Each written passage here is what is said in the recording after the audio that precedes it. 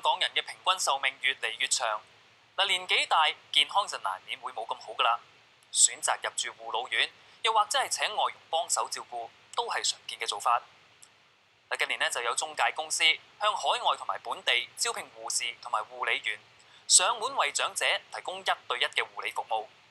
呢種居家安老生意前景係點嘅呢？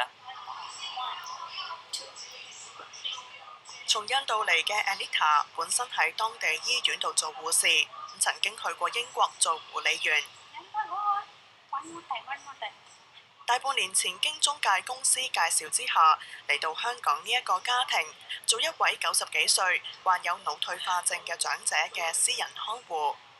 I go along with all type of patients like dementia, Alzheimer's, quadriplegic patients, cancer patients, all type of patients. I can give care those who need especially elderly people.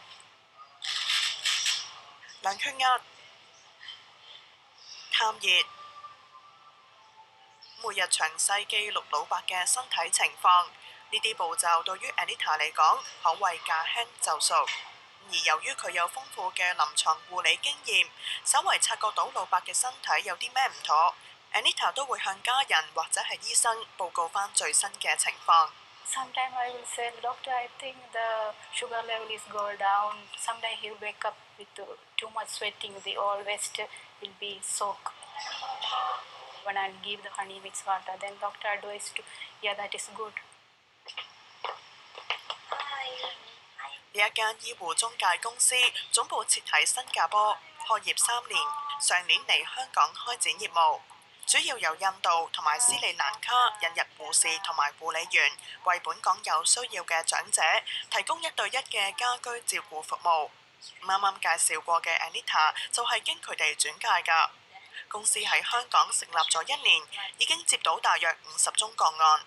新加坡同香港嗰個情況一樣啦，大部分上面嘅工作接顧老人家咧，其實人手嗰度短缺，點解唔用翻海外嗰度嗰啲嘅 nurse， 香港或者係新加坡嗰度做嘢咧？其實我哋自己都預計香港嘅需求啦，其實會大過我哋新加坡嘅需求，因為香港嗰個嘅個人口數字始終都會高過新加坡嗰邊。見得翻其實香港嗰個人口老化嘅現象其實都好犀利。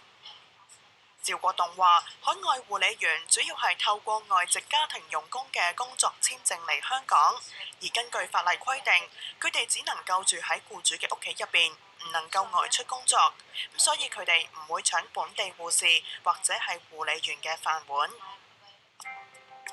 根據統計處推算，30年後香港每3個人就有1個係65歲或以上嘅長者。而今年5月，政府有數字就指30年後75歲或以上嘅長者，大約係每5個人就有1個。長者數目越嚟越多，社會對安老服務嘅需求亦都自然相應增加。喺過去幾年，登記輪候入住資助安老院舍宿舍嘅人數，包括護理安老院、護養院都不斷上升。截至今年8月底，共有32000多人排緊隊。社署話，以過去3個月成功入住宿位嘅平均輪候時間嚟計，輪候時間一般需要1至到3年。會見到其實好多老人家要排政府院舍嗰啲嘅位，其實都可能排上好多個月或者甚至上年份嘅，要去等呢個位置。私人院舍其實我諗都有個佢哋自己本身嗰個嘅好處喺度，有個優勢喺度嘅。但係其實我哋想 fulfill 到嗰個就係啲老人家，其實香港呢一邊唔想入老人院，但係其實又好想喺屋企嗰度照顧，我哋就可以 fulfill 到呢個 gap 咯。經佢哋公司請一個擁有相等於香港註冊護士資歷嘅海外護理員，每月薪金係5200至到6200蚊。呢一個薪酬已經相等於佢哋喺印度同埋斯里蘭卡工作嘅幾倍。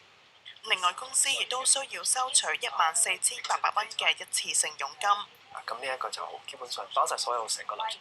斯里蘭卡嗰度其實咧其實都引導我哋自己有個同事喺嗰邊，佢會做呢個 screening 同埋去做呢一個面試嘅。喺香港呢一邊咧，其實我哋都有個護士喺呢邊咧去同呢一個我哋啲病人咧去做呢一個病人嘅評估嘅。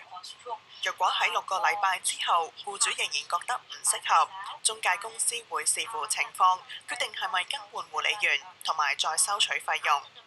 趙國棟提醒，根據香港護士管理局嘅相關守則規定，一啲醫療程序，例如係打針、換喉、抽痰等，仍然需要由本地嘅護士進行。至於洗傷口、鼻胃管位置等呢啲危險性較低嘅步驟，就可以由海外護士嚟處理。長者有時候唔小心跌親，或者突然中風需要入院，出院嘅時候都需要有人貼身嘅照顧。即使家人啦願意抽時間出嚟照顧長者，有時候啦都未必識一啲專業嘅護理程序㗎。請本地嘅私家看護都係其中一個解決方法。嗱，你個面向嗰邊咧，係啦。通常咧，我哋同佢咧就探熱啊、量血壓啊、譬如佢有糖尿病嘅，同佢剔血糖啊，俾藥佢食啊。如果需要打針啊，我哋都要同佢打嘅。胡姑娘嘅私家看護工作，主要係經呢一間喺香港上市嘅醫護中介公司轉介。創辦人關志康以前係公務員，眼見身邊唔少親戚朋友，有時都需要私家看護幫手，但缺乏途徑。7年前就決定創立中介公司，專門為有需要嘅人揾適合嘅本地護理員，提供1對1嘅私人看護服務。私人市場方面咧，其實長者佔一個大部分啦。咁我哋個服務特色就係話，其實隨時可以換嘅。你用1日都得，用1日。咁我第2日覺得其實佢情況好咗咯喎，情況佢可以揾一個職級冇咁高嘅，收費比較平啲嘅醫護人員都得。或者佢情況可能嚴重咗，我哋需要一個高級啲嘅唔同嘅情況，我哋安排唔同人俾佢。雖然香港嘅醫護人手一直短缺，但係經佢哋網站登記提供服務嘅醫護人員仍然有15000人，當中2/3有護士資格，其他嘅就係保健員、護理員、物理治療師同埋中醫。關志康話：咁係由於有唔少嘅醫護人員因應各種嘅情況，未能夠到醫院做全職，選擇到佢哋嗰邊掛單，亦都有啲人覺得掛單嘅收入理想。工作時間又比較有彈性，所以吸引到佢哋。咁喺醫護人手短缺呢個情況底下，咁你又唔能夠話霎時之間增加好多供應，咁你只能夠喺現存嘅資源裏邊咧做一個更有效嘅配對咯。或者有啲可能佢讀緊書，讀緊一啲可能譬如碩士啊或者以上嘅學位，咁佢有時間再做一啲其他工作或者有啲係退休或者提早退休，即係各種情況都會有咯。佢哋嘅服務以每小時收費，一般以1更12個鐘嚟計。請一個註冊護士收費係2500蚊，請一個保健員嘅話收費係1100蚊。公司會從中收取大約20%嘅佣金。唔少幫襯嘅客人都係非富則貴。如果要照顧一個客人嘅話咧，大概可能需要即係可能要3-4個護士，所以如果佢即係1日5000蚊，咁1個月就10幾萬。咁所以我哋服務嘅對象咧，即係目前嚟講好多都係一啲叫做高端客戶啦。本港人口逐漸老化，預計對家居安老服務嘅需求會持續增長。點樣維持高質素嘅護理服務，係呢一門生意成敗嘅關鍵。